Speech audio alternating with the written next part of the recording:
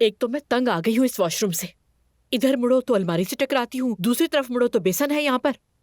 बताओ क्या मैं गलत कह रही हूँ तुमसे? ये वॉशरूम छोटा है, किसी काम का नहीं। अल्लाह इसके अलावा आपको कोई परेशानी ना दे। अल्लाह मुझे वो दिन ना दिखाना कि मेरी बेटी मेरे साबिक आशिक के बेटे से मोहब्बत करे।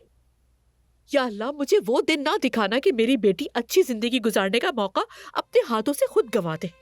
प्लीज अम्मी अब बस कर दें। तुम फैसला कर चुकी हो कि उमर से रिश्ता नहीं तोड़ोगी।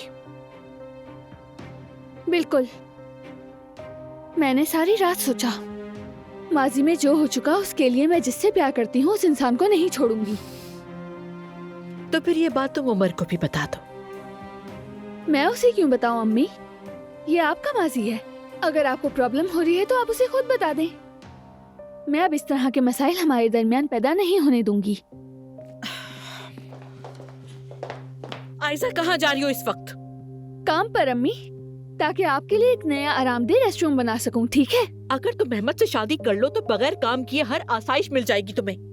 बेटा, क्या मेरा हक नहीं है कि अपनी जिंदगी को शानदार तरीके से गुजारूं, सैर सपाटे करूं? मुझे अपनी जिंदगी में आराम और सुकून चाहिए। अब तो मैं बहुत थक गई हूँ आयशा, बहुत ज्यादा। अच्छा, कौन ज्यादा थक रहा है, आप या मैं? मेहमद से कम बाथरूम के बारे में बात करो। अब बस कर दें अम्मी, बस कर दें। बहुत हो गया ये सब।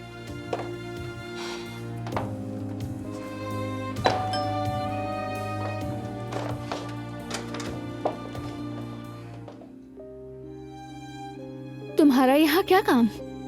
ये तो रूटीन है मेरी। हर रोज तुम्हें ऑफिस ले जाने के लिए आता था ना मैं। कॉफी?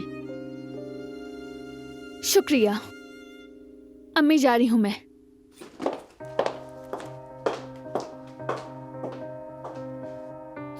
वेलकम मेहमद बेटा। कैसी हैं आप? क्या आयशा को मुझसे शादी के लिए मना लिया आपने? अरे नहीं बेटा, आयशा तो बिल्कुल भी नहीं मान रही है। अच्छा तुम चलकर बैठो, मैं ये निकाल कर लेके आती हूँ।